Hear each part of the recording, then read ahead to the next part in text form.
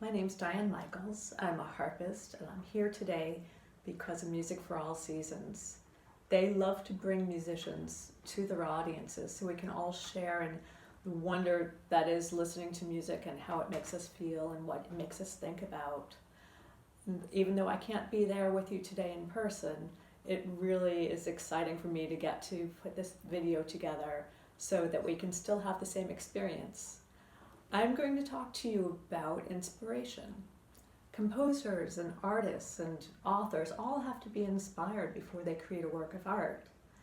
And we're going to explore some of the things that composers in particular were inspired by and why they chose to write the pieces of music that I'm going to play. I'm going to start with a composer maybe you've all heard of. His name's Ludwig van Beethoven. I'm sure the name at the very least is familiar, and perhaps you know some of his pieces. I've chosen one to play for you today because it's very popular, but it's also a really nice way to start to think about inspiration. The name of the piece is For Elise, or in English, it would be For Elise. Now, Elise is a woman's name or a girl's name. We don't know who Elise was for Beethoven. All we know is that he met somebody or was introduced from afar to somebody named Elise, and it inspired him to write this piece of music.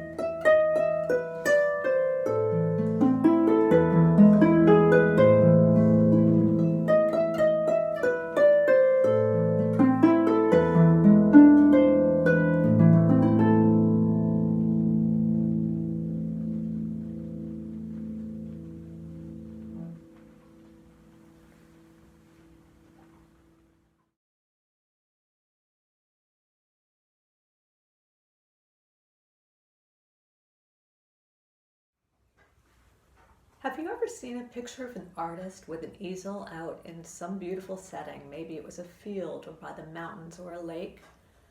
It's easy to imagine that that's how somebody who's inspired creates art. But truthfully, people are inspired and then hold that inspiration like a memory.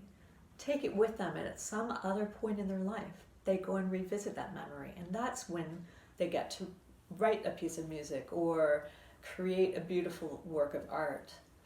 So that's the story behind my next song, is somebody who was far, far away from their source of inspiration, wanted to visit it even though it wasn't there for him to visit. And the place that I'm talking about is the picture you just saw, the beautiful Shenandoah Valley in Virginia. And our composer for this song was a sailor who worked on a ship that sailed from the United States all around the world. And it was common for sailors while they worked to create one kind of song that would keep them motivated to keep working. At the end of the day, when they were having fun, they'd create another kind of song.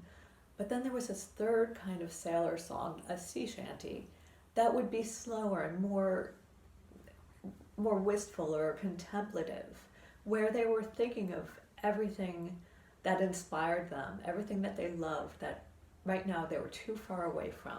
But in time they were going to go back and enjoy whatever that source of inspiration was. So for the sailor in question that we're talking about, that Shenandoah Valley, his home, helped him to create this beautiful song to help preserve that inspiration and keep him motivated so that he could see it when he got home.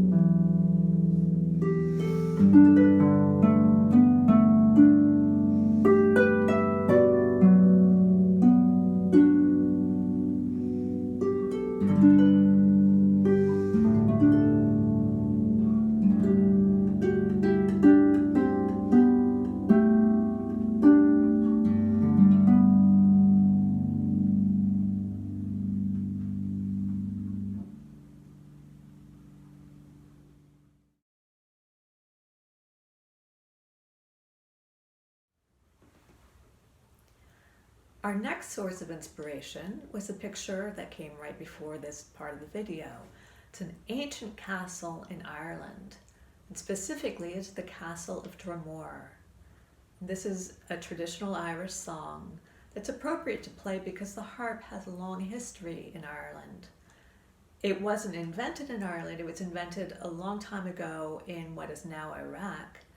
But people sailed around the world with everything that was special to them from that region. So we had the cedar wood, we had spices, and we had the harp. And everywhere these explorers went, the harp was introduced and became very popular in so many of the places, especially Ireland, where they made it the national instrument.